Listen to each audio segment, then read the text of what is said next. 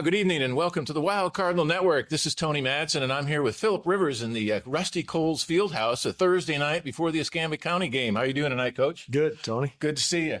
We're starting off the season 4-0. Every week we're starting with another school record.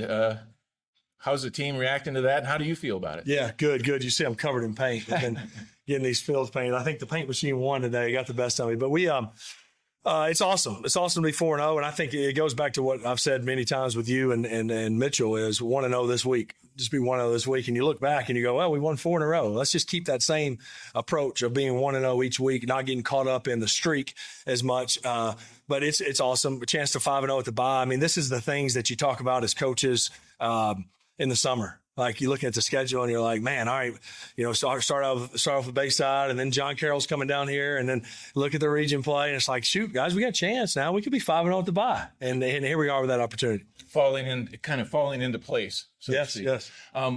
When does a kind of a winning streak maybe not become a distraction, but become pressure, if you will? If I may, in 2006, your first year in the NFL, you went 14-2. You had a pretty good streak going in that season. Was there any kind of pressure from the outside that mounts during that kind of thing? Yeah, I think it's a good question. I didn't feel it then. I don't think so. I think in some ways it's and Marty Schottenheimer, the late Marty Schottenheimer, one of his things he always said is, "Men, winning is contagious, and so is losing." Mm-hmm. So it was more so that the winning just got contagious, and you just believed every week we're going to figure out a way to win. I think the biggest thing different than pressure is if we come upon a game and we don't win, then what? Exactly. Then I think that's more so. It's not so much the pressure of winning. It's, well, what if we don't? Is that going to cause us to go into disarray, or are we going to be able to just pick ourselves up and say, all right, well, let's be 1-0 next week? So I think that's the challenge. Don't put pressure on a streak. More so go out and keep being 1-0 this week. And then if we're not, we'll worry about it then. There comes the character building at that point, doesn't it? No doubt. Let's take a quick look at Satsuma, a real big win at 45-6. Tucker Tomlinson was our WCN player of the game at 182 yards and 3 touchdowns. Can you speak on his performance a little bit? Yeah, he had a heck of a day. Obviously, a lot of big chunk plays in the game. And it's great. Obviously, you hear and see a lot of Tucker and Brody both. Brody gotten a few more balls and a little bit more of the action in the early games, and that's why you just never know. And then this game, it was kind of Tucker's turn. So it's great it was great to get him going and him have the night he did. Tucker mentioned that as well, that it just kind of the flow of the season, the flow of the games just kind of came together at the right time for him. Noah as well, Noah Moss with 3 touchdowns, 128 yards rushing and 55 passing. Just 2 games into his season because of an injury, and he's doing well. Yeah, no, he is.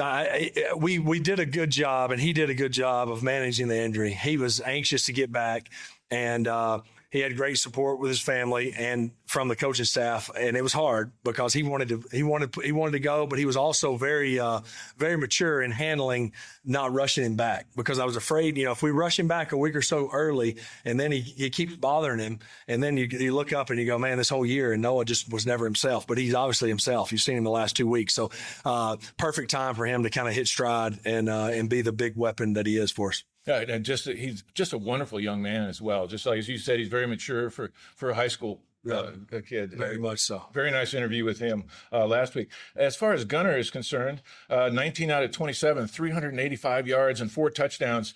That's a 70% completion rate. I keep harping on the 15 first downs, moving the chains.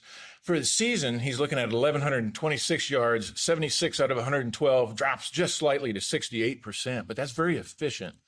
Yeah, no, it is. He's playing well. We one of our 3 pillars offensively is throw completions. We talk about protecting the ball, run the football, and then we say throw completions. And so 1 interception, one turnover, so we're protecting it, and then against 10 TDs, and then we're throwing completions. So when you complete 7 out of every 10.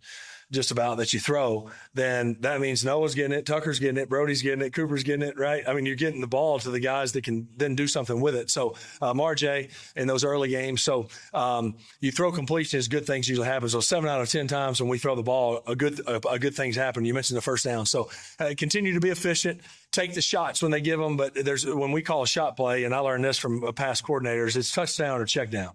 You know, we got a chance. We're trying to take a shot to Tucker. We're trying to take a shot to Brody. Oh, it's not good. Well, then just check it down. Let's move on to the next play. And he's done a good job with that. Obviously, he's saying the one interception, so he's taking care of football. And that one interception came in a 2-minute drive against John Carroll on a tip. And so it counts. It counts, but I discounted a little bit because it really had no impact. Can you now again? That efficiency isn't necessarily the norm. That's above normal as far as efficiency. What does 113.13 RATT mean? Yeah, I've never understood the whole formula when it comes to quarterback rating. I just know when you're over 100, you're playing pretty dang good. He's at 130. Yeah, no. So he's doing a good job. And again, there's more to it than just the numbers. It's managing in and out of the huddle. I mean, you should see some of the play calls we got this week. I mean, he's reading a book in the huddle and making sure everybody knows what to do, leading the guys, and he's doing all those things very well. That's part of his job as the quarterback. Now, I did notice that as far as positioning of players and things such as that, he's really coming into his own along that. No doubt. And I think that comes with time, right? He was a freshman last year, kind of like, all right, I'm figuring this out myself. Now he's a 10th grader, played now, 14 varsity games. And so you begin to take that initiative a little more, and you're a little more comfortable doing it. Well, real quick, let's hit the defense. I know we're headed down to a middle school game at Alberta. Is that correct? Robertsdale. And Pete is playing quarterback. Yes, sir. We'll head that way. But I wanted to talk quick about your defense. Sam Crosby and Colin Thompson both had 8 tackles. Abram Rogers, he's leading tackler on the year. He had 5. One thing, Sam Crosby has 2 block kicks. An extra point and a field goal. You don't see that every day. Yeah, no. Those guys, season. Yeah, those guys are playing good. And Colin and Sam, they're playing a lot of snaps. We've had some injuries in the defensive front, and then you mentioned Abram Rogers leading the team in tackles. He's one that just he kind of thrives in contact. Mm-hmm. He likes the contact. We knew it when he first got here. We were like, dang, this guy's going to knock your head off, and he does a great job in attacking whoever's blocking them, shedding it, and then going and making the tackle. But those guys all had a good night. Anytime you're giving up 6 points, you had a pretty good day on defense. Well, the defensive coordinator sure looked like he was looking for a goose egg towards the end of the game. Oh, yeah, we all were. We all were quite able to hold it. Escambia County and homecoming. What kind of can we expect out of the Blue Devils? Again, each and every week you watch the tape and you fill them out early in the game. Big and fast, as we've seen in past years. We've played them every year I've been here. Mm-hmm. Big and fast. Mobile Christian had won 15 games in a row last year, won the 3A state championship, went to Atmore last week and won 13-6. So again, that ought to, and I think it got our guys' attention a little bit. Not that they would have taken them lightly. It's a region game that we know is every region game is a challenge, but they're capable. They're capable, and we got to come out fast. You mentioned it's homecoming. We ought to have a big crowd. It's going to be a dry night. I hope. It seems like every time we get ready to have a ball game on campus, so far it rains. Yeah. But I think we're going to have a dry night. It ought to be a packed house. It's homecoming. I know the guys are fired up going into a bye week. As you said, as we started off the interview, 5-0 at the bye would be awesome. That certainly is something we looked at in preseason as a goal. Yeah. So all goals are still in front of us. No, and I asked some of the seniors, not in any slight towards where we were years ago, but Ollie Dees and Cooper Kurth and John Travis and Toby. You ever think you'd be 5-0 at St. Michael? And they all just kind of. They all just kind of, so it's awesome. And again, I'm almost too honest when it comes to all this, because I go, hey, we're ranked 7th or 8th, where we are in the polls. What does that mean? Well, it doesn't mean anything, but it's pretty dang cool when you look on AL.com and see St. Michael ranked. It's got to be exciting for you. Yes, it should be. And being 4-0, a chance to be 5-0 or playing on campus, all those things, because it goes so fast. This will be gone. This year will be gone. Did we hit the rankings a year ago or 2 years ago? I think briefly? So. Yeah. I think a week, maybe after beating Jackson. Yeah. So nice to see you again.